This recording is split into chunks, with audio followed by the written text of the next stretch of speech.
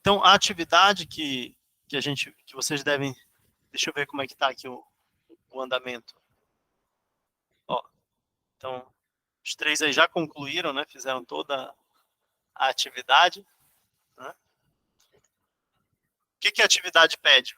Vocês já devem ter visualizado, os 3 que entraram pelo menos já visualizaram, né? Você pode clicar aqui no cantinho, ó, e ver em tela cheia, né? O applet, né? Para você manipular.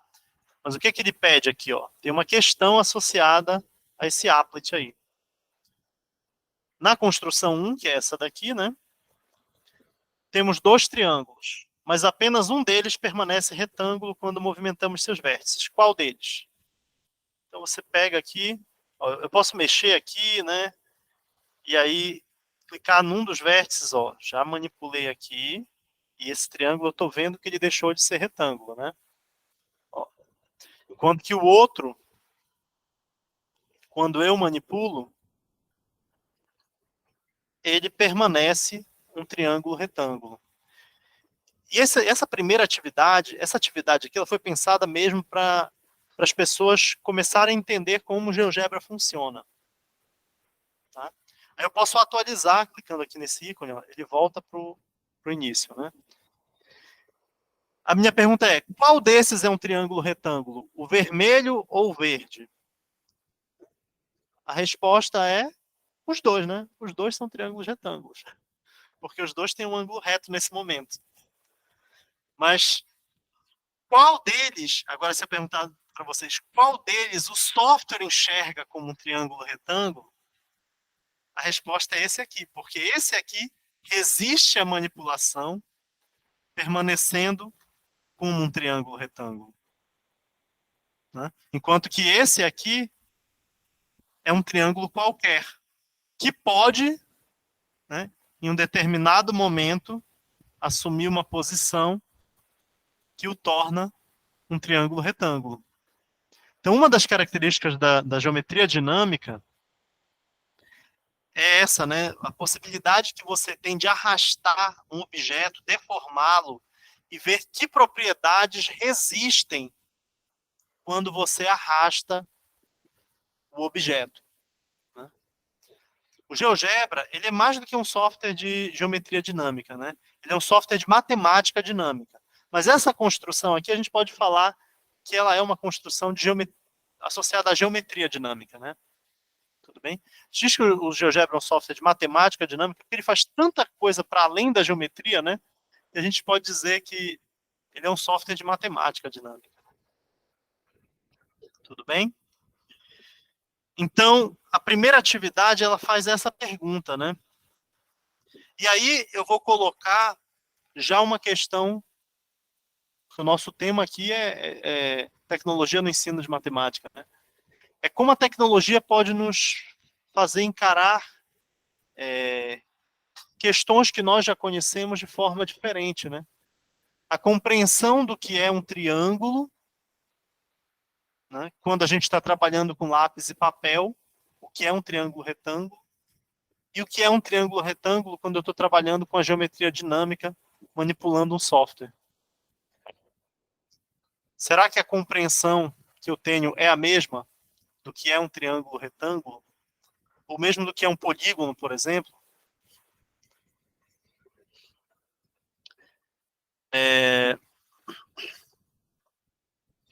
Porque, e aí, vamos já ver aqui, então vocês devem ter marcado aqui o triângulo verde, né?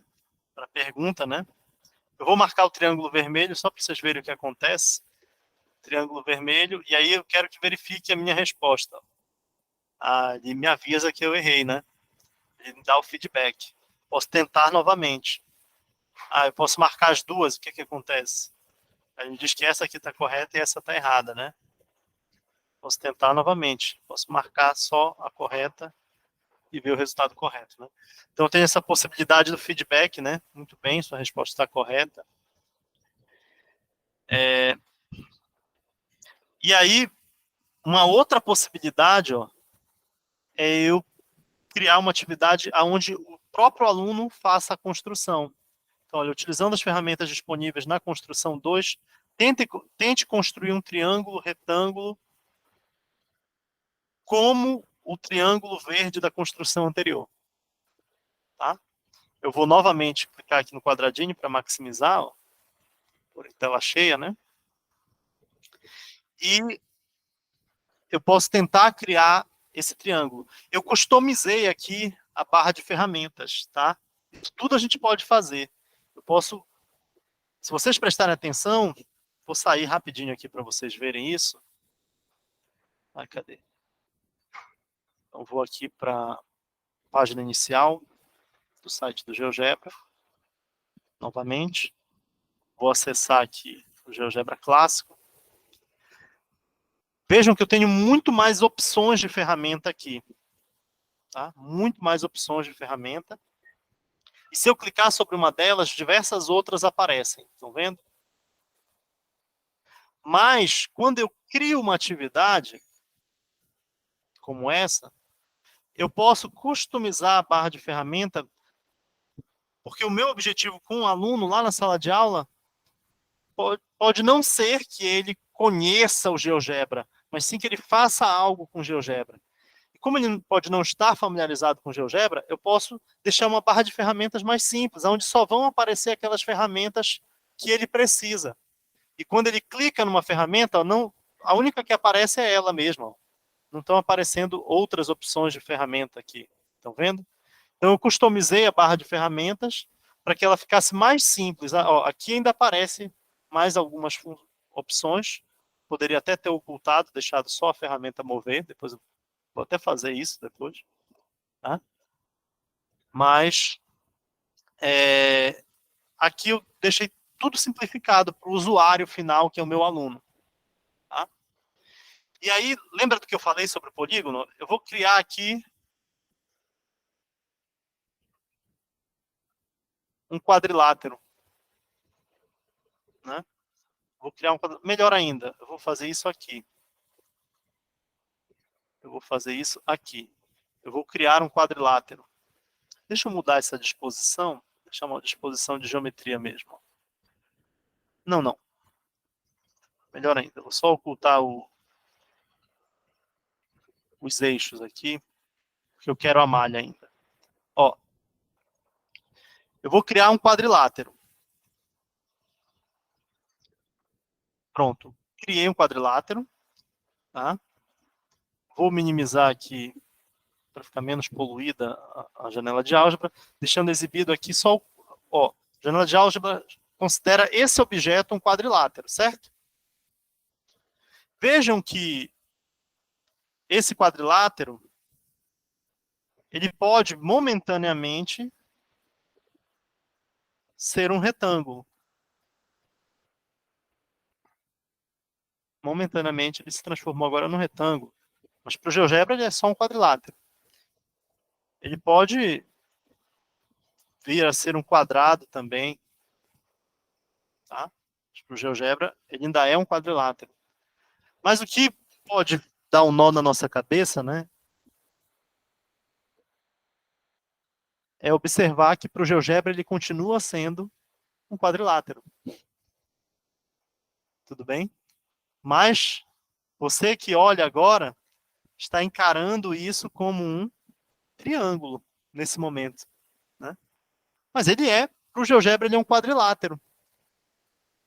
E existem definições de polígono que não são aquelas que a gente costuma trabalhar com o nosso aluno na educação básica, mas existem definições de polígono que admitem polígonos que têm dois vértices coincidindo, que têm lados de medida zero. E isso aqui poderia, sim, ser um quadrilátero seguindo uma dessas definições de polígono. E eu estou falando de definição matemática mesmo, não estou falando de GeoGebra. Existem definições matemáticas de polígono que admitiriam isso como sendo um polígono de 4 vértices.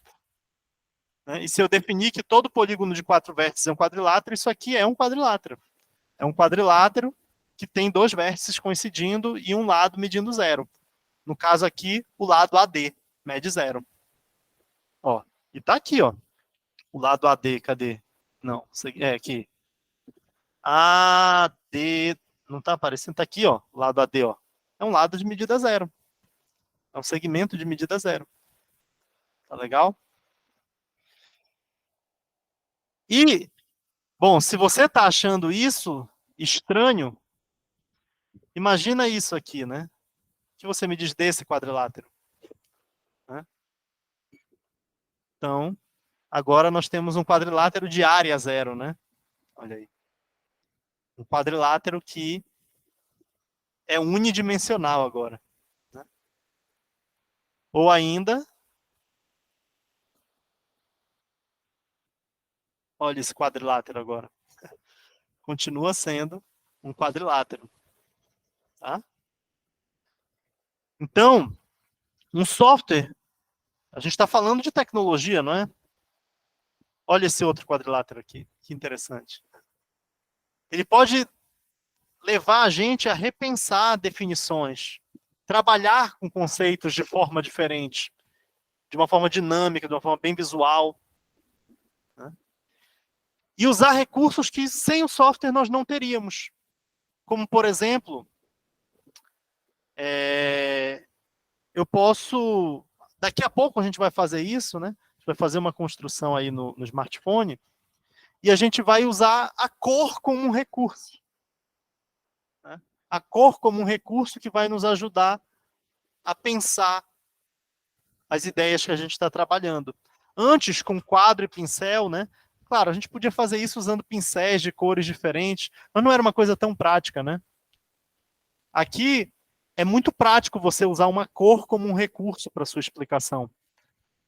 E a gente vai ver isso daqui a pouco também. Tá? Então, é pensar as possibilidades que a tecnologia pode nos trazer. E eu não estou dizendo aqui, já que para a gente fazer essa discussão sobre tecnologias no ensino, eu não estou dizendo que um professor ele é obrigado a usar determinada tecnologia. O professor ele pode também escolher não usar uma determinada tecnologia. O que nós queremos é que isso seja uma escolha. Ou seja, que o professor não use uma determinada tecnologia porque, embora ele saiba utilizar aquela tecnologia, ele não acha que aquela tecnologia é adequada para a atividade que ele deseja desenvolver com seus alunos. Tudo bem? A gente não quer que o professor deixe de utilizar a tecnologia porque ele tem medo da tecnologia ou porque, enfim, ele não está familiarizado com ela. A gente quer que o professor deixe de usar a tecnologia ou use a tecnologia porque isso foi uma opção pedagógica daquele professor. Né? Porque conhecendo a tecnologia, ele escolheu não usá-la. A gente não quer que um professor também seja forçado a utilizar uma determinada tecnologia por uma imposição mercadológica. Agora o professor tem que usar a lousa digital. Ele tem que usar a lousa digital porque a escola comprou a lousa digital e agora você tem que usar a lousa digital. Mas e se o professor julgar que a lousa digital não é adequada para o que ele quer fazer? Será que ele vai ser obrigado a usar a lousa digital? Será que a escola tem que comprar a lousa digital porque sei lá, a unidade de ensino da qual ele faz parte decidiu que queria fazer um acordo e comprar com uma determinada empresa uma lousa digital? Eu estou dando o exemplo aqui da lousa digital, mas é uma reflexão para a gente fazer, né? Será que é isso que é o fator determinante para escolher usar ou não uma determinada tecnologia? Se eu trabalho numa escola particular e a escola fez um convênio com alguma empresa de tecnologia, então o professor é obrigado a usar aquela tecnologia? É esse o critério para o professor utilizar a tecnologia na sala de aula? O professor ele tem que ser um refém da tecnologia? Penso que não. Essa é uma das reflexões que eu gostaria de fazer com vocês hoje. Eu gostaria que vocês, por exemplo, pudessem decidir não usar o GeoGebra.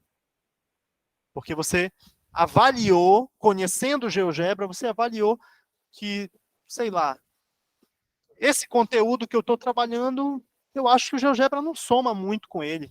Sei lá, eu estou trabalhando lógica com o meu aluno, eu acho que esse conteúdo de lógica tem uma outra tecnologia que eu acho que é mais interessante para trabalhar lógica com o meu aluno do que o GeoGebra. O quadro pincel pode ser a tecnologia que eu escolho, porque quadro pincel também é uma tecnologia, né? Houve um tempo em que o papel era uma tecnologia que não estava disponível. Se você for parar para pensar, houve uma época em que o papel era algo escasso e algo caro. Só que hoje, na nossa sociedade, é tão banal que a gente ignora que o papel é uma tecnologia, a caneta que a gente usa hoje e que borra muito pouco é uma tecnologia. E de como a tecnologia acaba muitas vezes moldando a forma como a gente faz as coisas. Por exemplo, por que será que a gente escreve da direita para a esquerda? Né? Bom, será que é porque no passado a caneta, a pena que você molhava lá na tinta, se você escrevesse, e você é destro, a maioria das pessoas são destras, né? Se você escrevesse no sentido contrário, a sua mão esbarrando no papel e na tinta não ia borrar o que você acabou de escrever? Né? Será que isso não explica por que a gente escreve hoje da direita para a esquerda e não da esquerda para a direita? Por que será que em alguns países orientais se escreve na vertical? Será que é porque utilizavam filetes de bambu e faziam a marcação nesses filetes de bambu para fazer as suas escritas? E por isso a escrita acabava sendo na vertical?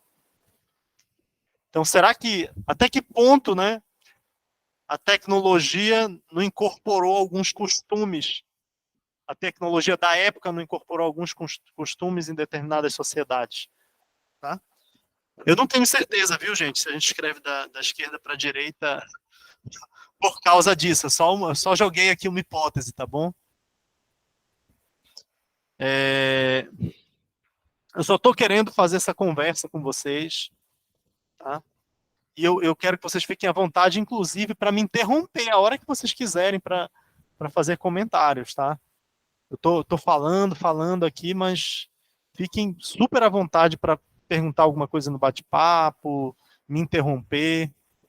Tá? Eu já estou falando há mais de uma hora, a gente começou 7 horas, já são 8h10, né? Eu estou aqui mais de uma hora falando. Vocês podem me interromper a hora que vocês quiserem. Vou até aproveitar para responder uma pergunta, né? Que foi a pergunta do Diego ali, né? E se eu quisesse utilizar a atividade de um outro professor, como é que eu faria, né? Eu entro no site do GeoGebra, tá, gente? E bem aqui, nessa aba lateral, logo que eu entrei, aparece aqui, olha, materiais. E aí você pode pesquisar toda sorte de materiais.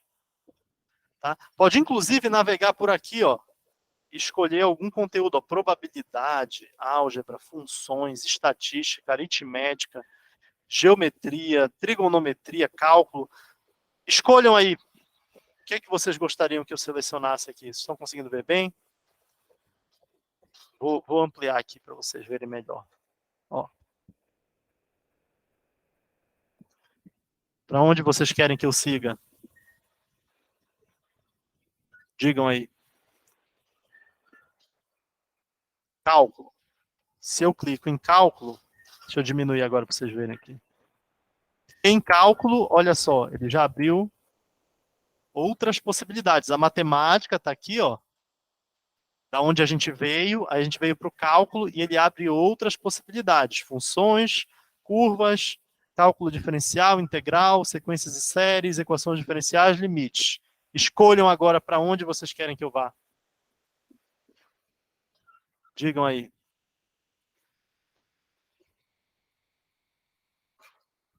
Integral.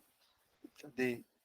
Integral. Clico em integral, olha aí, ele abriu um outro caminho. Viemos de matemática, cálculo, integral. Vocês querem indefinida ou definida? Qual é que vocês querem aí? Escolham. Definida. Integral definida. E aí nós fechamos um caminho. E aqui embaixo, olha, ele exibe várias atividades envolvendo aqui integrais. Enfim, posso filtrar ainda, olha. Qualquer tipo de material, eu posso escolher atividades ou livros. Porque você tem livros no GeoGebra. Os livros são conjuntos de atividades, tá, gente?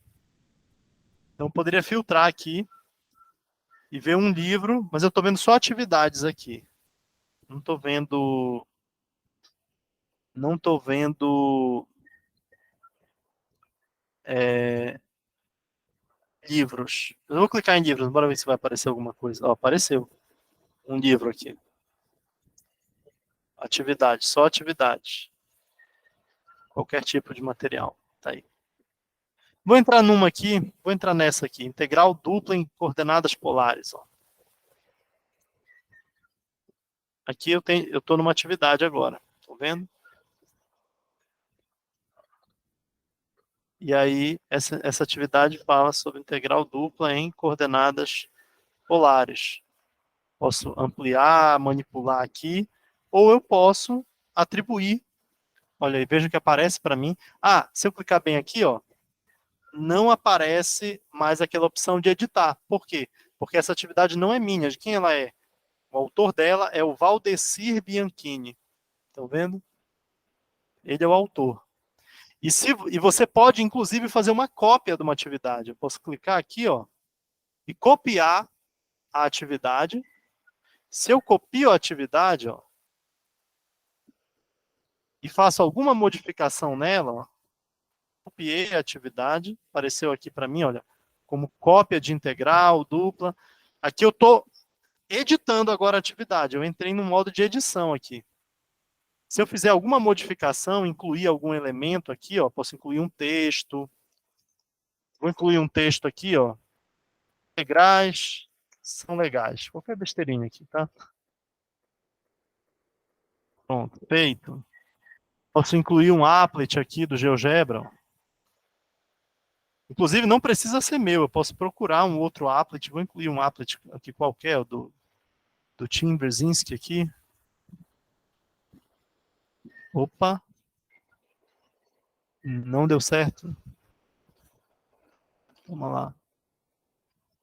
Ah, tá. É porque eu cliquei em cima. Não era para ter clicado em cima. Se eu clico em cima, ele me direciona. Eu tenho que clicar em incluir. Ó, ele incluiu o applet. Estão vendo? E aí eu posso gravar. Vou gravar isso aqui.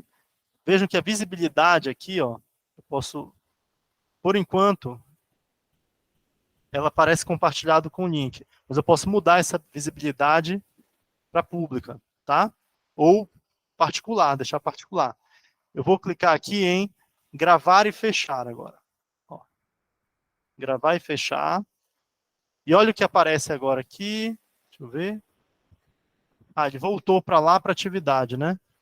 Ele voltou. Ele não. Às vezes, quando você grava e fecha, ele já mostra a atividade editada. Não foi o caso. Então, o que eu vou fazer? Eu vou entrar no meu perfil e vou ver essa atividade, como ela ficou. Entrar no site do GeoGebra. Entrar no meu perfil. Eu sei que eu estou mostrando aqui um monte de coisa para vocês.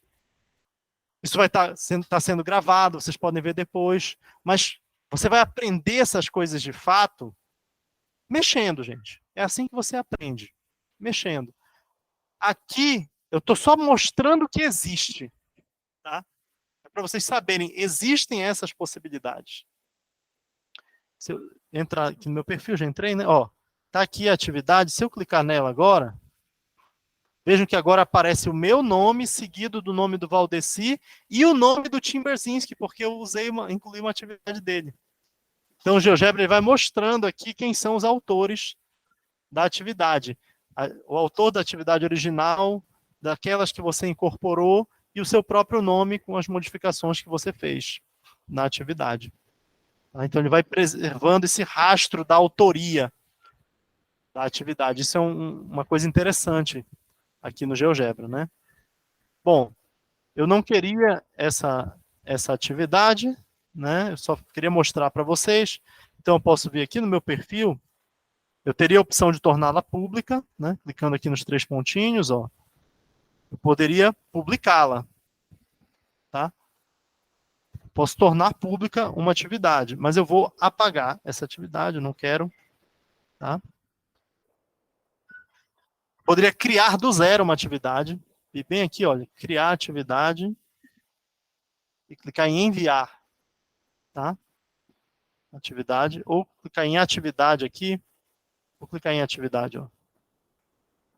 Aí eu criaria uma atividade do zero, tá? Não tem nada ainda, eu vou pôr um título, vou incorporando os elementos, e depois eu gravo a atividade. Tá bom? Existem vídeos naquele site que eu indiquei, o GeoGebra, existem vídeos que a gente mostra como criar atividades, tudo bem? Vocês podem navegar por lá e vão descobrir como é que se faz isso. Não vou fazer isso aqui agora, tudo bem? Para finalizar aqui a minha fala e deixar vocês participando mais, eu queria só mostrar aqui para vocês, compartilhar a tela do meu smartphone. Ó.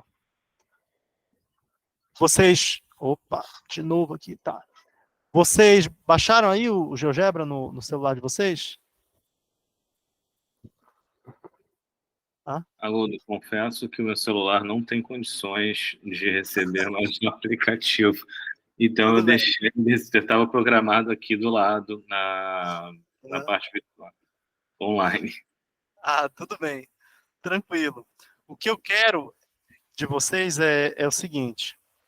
Quem está assistindo aí pelo computador e que tiver com o celular do lado, eu queria propor agora a construção de uma atividade, né?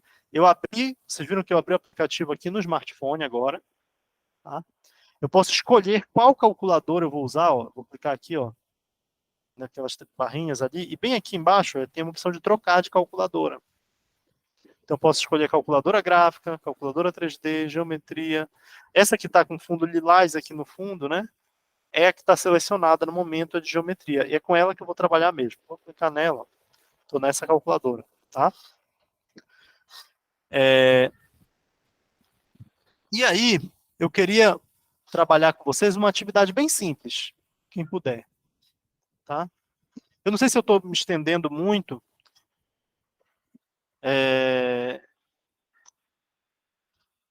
Talvez fosse melhor até abortar essa ideia dessa atividade e deixar vocês mais livres para perguntarem, fazerem qualquer questionamento, não sei. O que, que vocês acham melhor? O Meet vai travar, né? Tudo bem, sem problema.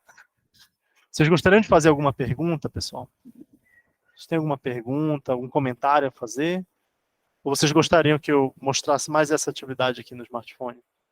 Ou o nosso tempo já estourou? Porque se o tempo estourou também, já fica à vontade, que já está com 1h20 aí. Não, sim, sim, sim. Mas eu não sei se temos algumas perguntas, se alguém gostaria, Vivian, Lorena, Diego, Maria, de fazerem uma pergunta, ou você também, Haroldo, tem alguma ideia da dinâmica você, porque eu acho que eu por exemplo, estou com dificuldade, meu celular realmente está muito ruim. Eu estou com a aberta aqui na geometria na aba do computador. Aí eu não sei quantos outros estão também nesse cenário, né? Certo. Mas Vivian, Lorena, tem alguma pergunta, alguma questão em particular sobre o software, sobre alguma questão de apresentação para uso em sala de aula, algo desse tipo? Não? Tá. Quem é da matemática do povo que tá aí? Eu sei que a Maria é da história, né? Isso, Vivian, Lorena e Diego são da matemática. Matemática, né? Isso. Ok. Se não tem nenhuma pergunta no momento, né? Vou mostrar aqui rapidinho para vocês, ó, a ideia de uma atividade que você poderia fazer com seu aluno, bem simples mesmo. Vocês já ouviram falar do Teorema de Varignon? Não? Nunca ouviram falar? Eu vou criar aqui um quadrilátero, tá legal? Ó, criei um quadrilátero. Quem puder acompanhar, fazendo também, acompanha. Quem não puder, não tem problema. Tá? Criei um quadrilátero. Usei aqui a ferramenta polígono, criei um quadrilátero. E aí, eu gostaria de marcar os pontos médios dos lados desse quadrilátero. Tudo bem? Vocês estão vendo uma ferramenta chamada ponto médio aqui? Não, né? Mas se eu clicar aqui em mais, ele exibe mais ferramentas. E bem aqui vai aparecer, olha, ponto médio ou centro. Clico sobre ela, tá? Selecionei a ferramenta. E agora eu vou clicar ou sobre 2 pontos, ele fornece o ponto médio dos 2 pontos, ou então diretamente sobre o lado. Ele me fornece o ponto médio. Tá?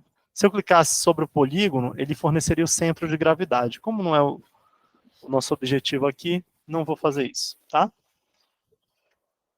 Agora, criei os pontos médios de cada um dos lados. Vou voltar novamente na ferramenta polígono e vou clicar agora, observem, sobre cada um dos pontos médios. Lembra do negócio das cores? Pois é, eu vou agora clicar aqui na setinha para ele ir para o cursor. Vou clicar sobre o novo polígono que foi formado. E aí tem esse baldezinho de tinta. Eu vou clicar sobre ele e vou mudar aqui, olha. Deixar vermelho esse outro quadrilátero. Tá bom? Então agora eu tenho um quadrilátero azul e um quadrilátero vermelho. E agora eu posso usar as cores como uma forma de referência, né? Quadrilátero azul, quadrilátero vermelho, passa a ser os nomes desses quadriláteros. Tá? E vou manipular agora, arrastar aqui os vértices do quadrilátero azul. E eu quero que vocês observem o quadrilátero vermelho. E me digam se vocês estão notando alguma coisa.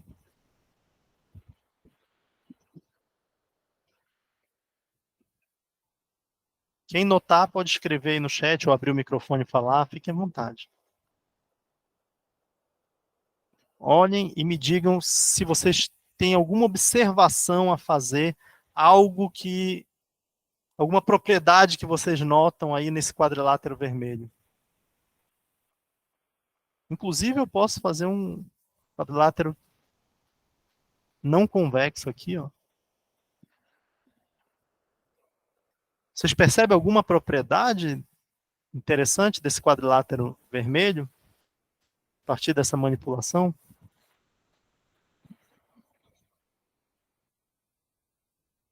Ele é um quadrilátero qualquer? Que quadrilátero é esse?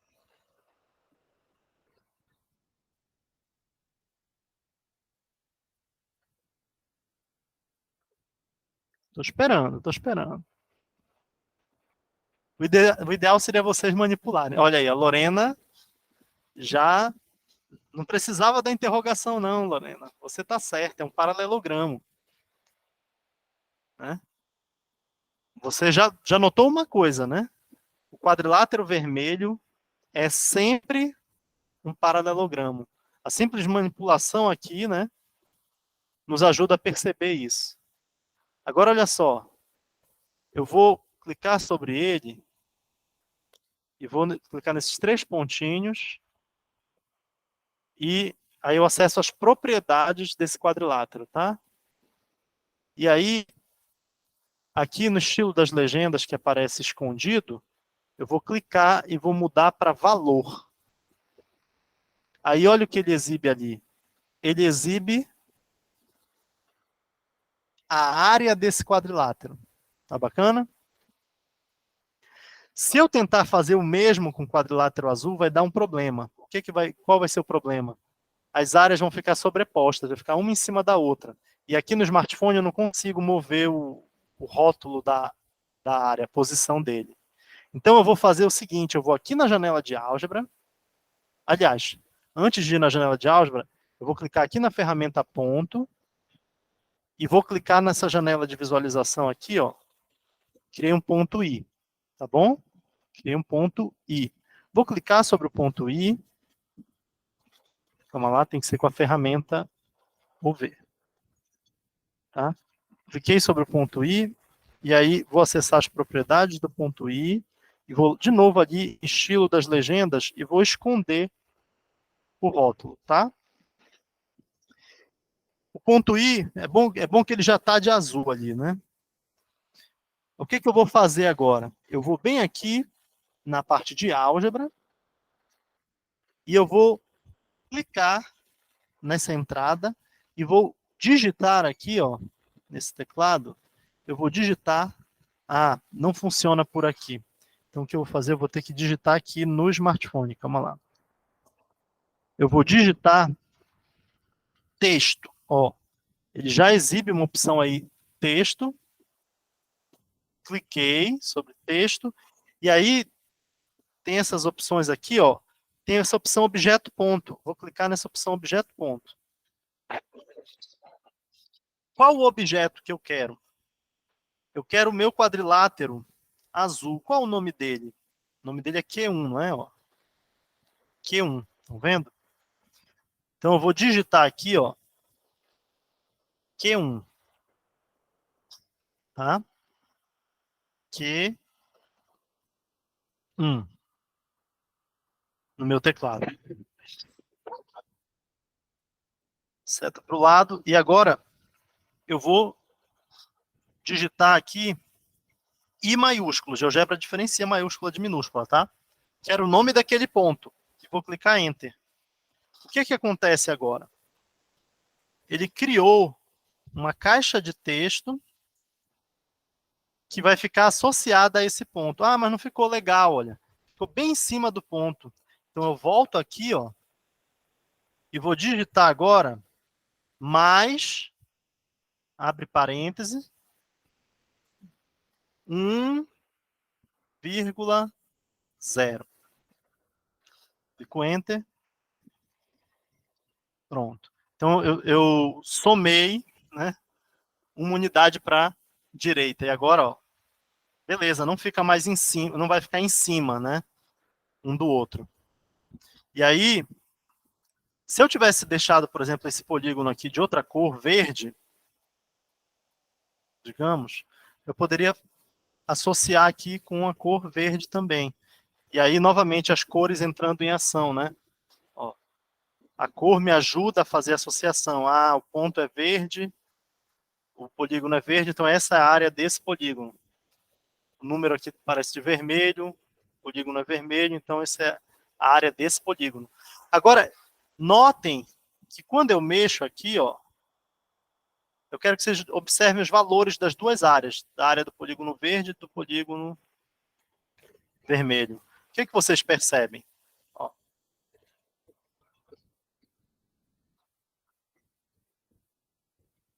Tá? 36 aqui, aqui é 72,1.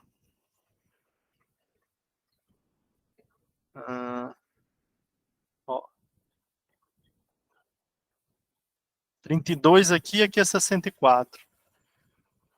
Vocês têm algum palpite sobre alguma relação entre as áreas? 35,4 e 70,8. Vocês conseguem me dar algum palpite sobre a relação entre as áreas do polígono vermelho e do polígono verde? Alguém? Tem algum palpite aí? Vou mexer de novo. Olha aí. A área do quadrilátero verde é o dobro da área do quadrilátero vermelho. Muito bem, Lorena. É isso mesmo. Ainda agora não deu exatamente, né? Vocês viram que estava 36 ali, aqui 72,1, mas isso é uma questão de arredondamento, tá? Aproximação, arredondamento. Mas sim. E é isso que o teorema de Varignon diz. Que se você construir um novo quadrilátero, a partir dos pontos médios dos lados de um quadrilátero dado, o novo quadrilátero ele vai ser um paralelogramo cuja área é metade da área do quadrilátero original. Tá? É isso que afirma o teorema de Varignon. De Varignon, sei lá como se pronuncia. Tá? Isso não é uma prova, tá? Isso não é uma prova. Você poderia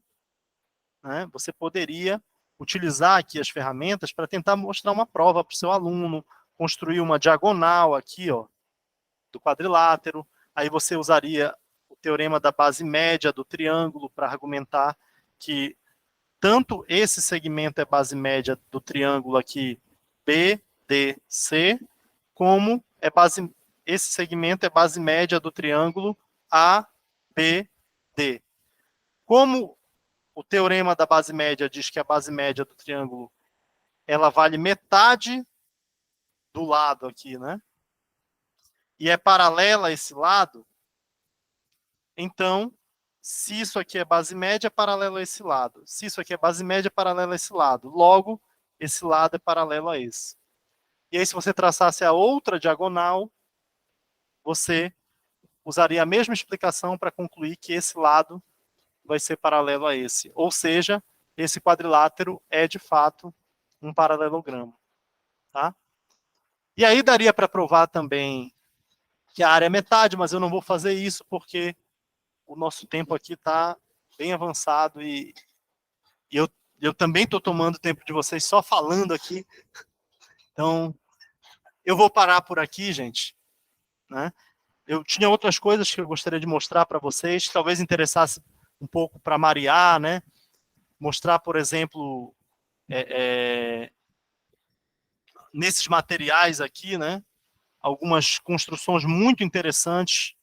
Só vou mostrar só uma e não vou me ater nela, só para vocês saberem que existe. Ó. Isso aqui a professora Carmen fez a tradução de um livro. Tá aqui, a professora Carmen Matias fez a tradução de um livro. Rafael Lousada List também, né? Que foi montado aqui por esse Chris Cambré, né? Então ela montou esse livro, traduziu ele, na verdade, né? Do holandês. E aí você tem uma aplicação, muitas aplicações interessantes para vocês verem que não é somente matemática que a gente pode trabalhar, né? Então, aqui, olha só, você tem a ideia aqui do globo terrestre,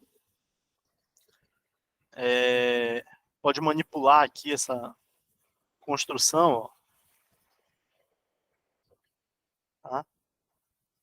Esse aqui, de verde, é o menor caminho possível, né? Os outros caminhos todos são maiores, tá? Você pode girar aqui, ver o globo terrestre. Tem várias coisas legais aqui, tá? Nesse livro. Rotas no mundo. Eu andei fuçando ele para a nossa conversa de hoje. Dá para trabalhar química também. Eu até reservei aqui algumas, ó. Molécula de cafeína. Vou colocar aqui para vocês verem rapidamente. Eu quero já encerrar minha fala. Ó, se tiverem outras ideias do que dá para trabalhar com GeoGebra, ó. Então, tem essa construção aqui da Raíssa, né? Sólidos ou formas em 3D. Ó. Então, você tem aqui como é a molécula, a estrutura molecular aí da cafeína, né? Mas aqui é muito interessante porque você pode ver isso em 3 dimensões e brincar com a molécula de cafeína. Ó. Tá? Então, é isso, gente. Queria mostrar essas possibilidades para vocês. Né? Não tenho a menor intenção de, com essa conversa, ter transformado vocês em especialistas em GeoGebra, ou mesmo que minha intenção não era que vocês saíssem daqui, agora eu sei mexer no GeoGebra, não. Minha intenção era apresentar possibilidades do GeoGebra para vocês. Se vocês quiserem realmente saber manipular o GeoGebra, aprender a mexer no GeoGebra, o que vocês vão ter que fazer é baixar o software, começar a manipular, assistir os vídeos das indicações que foram dadas, e aí sim vocês vão conhecer melhor o software e se sentir à vontade para utilizá-lo nas aulas de vocês. Então, isso ficou aqui, deixo o espaço aberto para perguntas. Peço desculpas se gastei muito tempo com fala. Tá? E é isso, gente. Obrigado. Obrigado, Haroldo. Nós agradecemos. Você não gastou tempo, fique tranquilo. Você tem uma pergunta até também em respeito à hora. Em relação à tecnologia especificamente, porque em vários momentos você nos indicou, mostrou ali um teorema, mostrou agora no final um uso variado. Como você vê essa tecnologia como um facilitador de questões visuais e, ao mesmo tempo, porque assim, tem uma questão muito comum, que é dizer que a tecnologia talvez afaste o formalismo, e agora ali, num determinado momento, você, no final aqui, você mostrou muito bem como você pode interagir com a tecnologia de maneira a propiciar uma reflexão um pouco mais profunda, um pouco mais formal. No início, quando você mostrava para a gente a ideia das tabelas e dos gráficos, ela como um facilitador também, e de outras maneiras. Como você vê essa possibilidade só da tecnologia, do GeoGebra especificamente, como um facilitador daquela dita matemática formal? E em determinado momento você chegou a falar sobre isso, né? Mas aqui no GeoGebra agora ele não é um retângulo, ou não é um triângulo retângulo, aqui temos um quadrilátero. Então, em vários momentos da sua fala, isso ficou muito, muito claro, que não é possível explorar, poderia ocorrer no GeoGebra. Então, como o GeoGebra poderia ser um facilitador para uma matemática formal e não apenas algo que algumas pessoas ainda, infelizmente, atribuem como uma maneira, talvez, de evitar algum formalismo ou algum rigor nas construções, que é muito pelo contrário, né? Cada passo, cada questão que você faz, o programa exige um conhecimento e um rigor de matemática e aprofundamentos detalhados em muitos casos. Olha, Jean, essa sua pergunta, ela é interessantíssima, porque ela traz algumas reflexões, né? Primeiro, assim, a matemática ela tem um caráter próprio, né? Ela tem um caráter próprio. Essa questão da demonstração, por exemplo, ela é muito forte e muito cara a nós matemáticos, né? Ou melhor dizendo, professores de matemática, porque eu não me arrisco a dizer que eu sou um matemático, né? Eu sou um professor de matemática. E assim, eu penso que nós precisamos mostrar para os nossos alunos, colocar os nossos alunos em contato com esse formalismo matemático que a demonstração ela exige, né? Por quê? Porque eu vejo, para mim, a importância da matemática é uma importância cultural. Você está emergindo num universo cultural, numa forma de pensar diferente. Tá?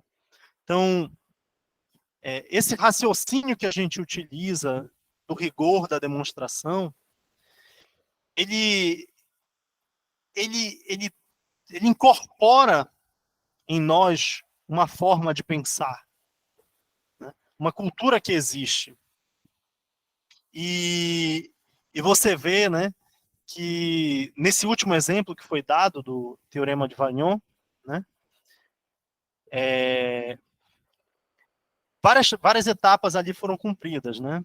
Quer dizer, houve um momento em que o software foi utilizado para nos ajudar a compreender primeiro o enunciado do teorema. Na verdade, eu nem enunciei o teorema primeiro, né? Eu deixei para enunciar o teorema depois. Quer dizer, mas ele nos ajuda nessa compreensão da construção da ideia.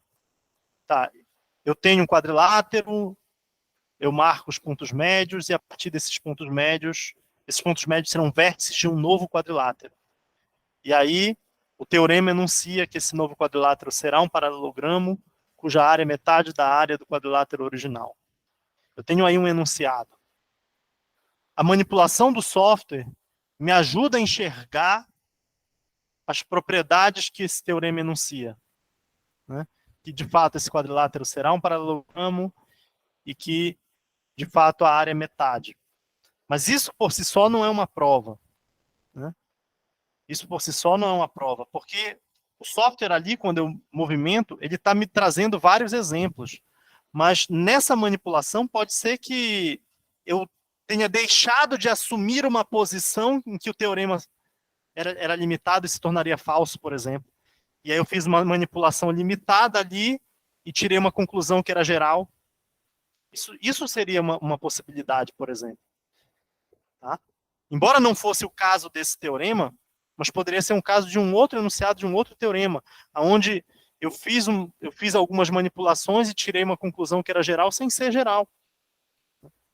Agora, o raciocínio que vem depois, né, da prova matemática, de utilizar o teorema da base média, né, isso é o raciocínio que a gente utiliza do raciocínio dedutivo, utilizado nas demonstrações. Né? E, novamente, o software serve ali como auxílio visual, né? Quando você traça a diagonal, né? Quando você pode até mesmo manipular e mostrar que o paralelismo em relação àquela diagonal permanece. Né? E eu recorri a um outro teorema que não foi demonstrado aqui, mas que eu pressupus que vocês já conheciam, que era o teorema da base média do triângulo, né? Então, essa demonstração, ela é, sim, indispensável. Mas a sua pergunta é interessante também porque ela desperta uma outra questão, que é quando a gente... são os modos de fazer matemática. Quer dizer, na presença de uma tecnologia, surgem novos modos de olhar para a matemática e de fazer matemática também. Está entendendo? De ensinar matemática. Então, por exemplo, se eu tenho a tecnologia da calculadora, vou pegar uma tecnologia que a gente já está bem familiarizado, né? Que hoje em dia já não se discute mais se o professor deve ou não utilizar a calculadora em sala de aula, mas sim como ele deve fazer uso da calculadora em sala de aula. Né? Mas se eu tenho uma calculadora, não tem sentido, na sociedade que a gente está, que todo mundo tem uma calculadora, porque todo mundo hoje em dia tem um celular que tem nele uma calculadora embutida, né? Não tem sentido você gastar longas horas em exercícios de cálculo, quando você poderia investir esse tempo de outra forma. Numa sociedade onde você tem a internet, que te possibilita acessar a informação em um clique, né? Não tem sentido você investir numa aula enciclopédica, quando é muito mais importante saber lidar com a informação e com o conhecimento. A internet deve estar dando uma travada aí, não está? Para vocês? Vocês estão conseguindo me ouvir bem? Alô? Sim. Sim? Tá tranquilo? Sim. Ah, tá. Porque senti agora que deu uma espécie... Está dizendo aqui para mim que pausou, por exemplo, o vídeo do Jean, então achei que a minha imagem podia estar travando para vocês. Tá? Então, quando você tem acesso à rede mundial de computadores, acesso a uma enxurrada de informação, muito mais importante do que memorizar informações é saber discernir informação distinguir informação verdadeira de informação falsa, saber aonde...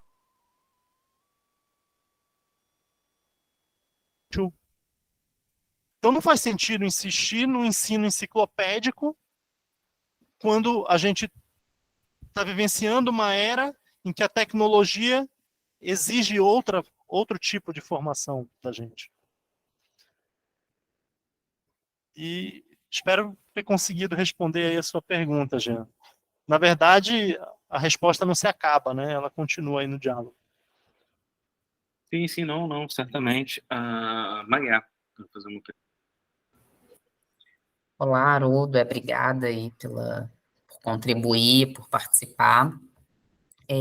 Na verdade, eu ia fazer só duas, né, até saber como desdobramentos, né, sobre essa questão do GeoGebra, se você, por acaso, né, por desconhecimento meu também sobre o teu trabalho aí, se você tem desenvolvido algo, alguma pesquisa já de aplicação pedagógica, né, desse material e junto à educação básica, algo nesse sentido, se você pensa, se você consegue fazer, tem conseguido fazer isso, e também se você também já tem alguma experiência, alguma ideia de algo mais aprofundado, né? Pensando sobre essa questão de GeoGebra num projeto específico, né? Mais aprofundado, sei lá, que parta para questões como de engenharia, de arquitetura, né? Alguma coisa assim. Então, primeiro, obrigado pela pergunta, viu, Maria? Maria, é? Ou é Maria? Maria, né? Maria. Então, Maria, primeiro, obrigado pela pergunta. Bem, o uso que eu tenho feito do GeoGebra, eu sou professor na UFOPA, né, Universidade Federal do Oeste do Pará, e atuo principalmente no curso de licenciatura integrada em Matemática e Física. O GeoGebra, ele está incorporado no meu dia a dia da sala de aula, né? E várias construções que eu utilizei com os meus alunos, para coisas que eu queria ensinar, que eu queria mostrar, eu disponibilizei no repositório do site oficial do GeoGebra. Então, esses materiais que eu mostrei, se você for navegar pelo site, você vai encontrar materiais meus também por lá, né? Atualmente, Maria, eu estou cursando doutorado. Meu doutorado é na área de Educação em Ciências e Matemática. E a minha pesquisa, ela envolve o GeoGebra, né? Ela envolve o GeoGebra e o meu intuito é verificar que saberes docentes é que emergem a partir de um processo formativo freiriano que envolva a produção de atividades com GeoGebra. Então, o meu desafio hoje é esse, né? É tentar pensar, né, como utilizar o GeoGebra dentro de uma perspectiva que seja freiriana, orientado por princípios freirianos, né, dos ensinamentos do Paulo Freire. Então, hoje, a principal pesquisa que eu estou fazendo é essa, né? Materiais escritos meus sobre o GeoGebra, eu não tenho tantos. Agora vai sair uma revista do Instituto GeoGebra de São Paulo, em que eu fui convidado para falar um pouco sobre minha trajetória com GeoGebra. Então, assim que for publicado, vai estar lá. Nesse texto da revista, eu vou falar um pouco sobre as orientações de trabalhos que eu fiz na graduação com GeoGebra. Alguns desses trabalhos já estão aí publicados, né? Então, tem atividades de um dos meus alunos, em que a gente, inclusive, está trabalhando ainda sobre isso. Não sei se você já ouviu falar dos problemas de Apolônio, é um problema histórico da matemática, você que é da área da história, né? Mas mais específico da história da matemática, né? É um problema que envolve vários casos, e a gente está desenvolvendo, inclusive, um livro no site do GeoGebra, tentando resolver todos esses casos, e do problema de Apolônio, e ele fez um TCC resolvendo alguns desses casos, ele defendeu o TCC dele, e inclusive a gente incorporou no PDF uns GIFs animados usando o GeoGebra. Então a pessoa lê, porque os problemas de Apolônio é um problema de construção, então ele tem um passo a passo que você vai resolvendo, problema de construção geométrica mesmo. Então a pessoa vai clicando no GIF animado e vai mudando a imagem de acordo com o passo a passo que ela está lendo. É um TCC bem interessante. Tem um TCC de uma outra aluna, esse aluno em particular, o Breno Lages, né, que eu citei. Uma outra aluna, a Isabel, ela fez o trabalho dela sobre atividades envolvendo trigonometria. Ela aplicou esse trabalho na escola pública, né? Então, desenvolveu algumas atividades de trigonometria no GeoGebra, e durante a pandemia, essas atividades foram desenvolvidas com alunos de uma escola pública aqui em Santarém, que é de onde eu sou, né? Santarém do Pará. Uma outra aluna fez umas atividades relacionadas com o teorema de Peake, na geometria. Outra fez sobre os poliedros de Kepler-Poinsot, que são os poliedros regulares não convexos. É bem interessante, porque a gente só conhece os 5 poliedros de Platão, né? É o cubo, né, que é o hexaedro regular, né? O tetraedro, o octaedro, o dodecaedro e o icosaedro. A gente conhece muito bem esses 5 poliedros de Platão e sabemos que eles são os únicos poliedros regulares convexos. Mas se você tirar essa exigência de ser convexo, você tem ainda mais 4 poliedros regulares, que são os poliedros de Kepler-Poinsot. E aí, essa outra aluna, a Fabrícia, ela desenvolveu um trabalho com os poliedros de Kepler-Poinsot. É bem interessante, porque cai nessa discussão sobre como é que você olha para os elementos de um poliedro, o que são as faces, o que são as arestas. É bem interessante, porque você tem que reinterpretar o que é a face de um poliedro para você compreender esses poliedros de Kepler-Poinsot como sendo poliedros regulares. As faces, elas têm que se entrecruzar. Bem interessante essa. Um outro aluno desenvolveu um trabalho sobre os poliedros de Arquimedes. São outros tipos de poliedros que a gente ouve falar menos, mas são bem interessantes. Que os poliedros de Platão são aqueles em que todas as faces são polígonos regulares congruentes. E os de Arquimedes, você não exige que os polígonos sejam congruentes. Então, aí já vem toda uma outra gama. Existem 13 poliedros de Arquimedes. Ele trabalha com a construção dos 13 no trabalho dele. Não só exibe os 13, mas mostra como eles são obtidos. Então, tem esses trabalhos que, principalmente esse trabalho de orientação de alunos, né? E algumas atividades que eu realizei com os meus alunos na sala de aula, na graduação e no mestrado, né? Outra atividade que eu já realizei foi no Profimate, orientando alunos a construírem atividades. Então, eu estava orientando os alunos a construírem atividades no GeoGebra e a gente discutia sobre essas construções, sobre a parte pedagógica e sobre as questões matemáticas e dá uma discussão bem interessante, né? Então, são essas as principais ações assim que eu venho realizando. E, é claro, o curso de GeoGebra, né? Eu acho que de tudo que eu tenho feito de mais relevante envolvendo GeoGebra, a minha colaboração com o curso de GeoGebra certamente o trabalho mais relevante no uso do software, né? E obrigado mais uma vez pela pergunta, Maria.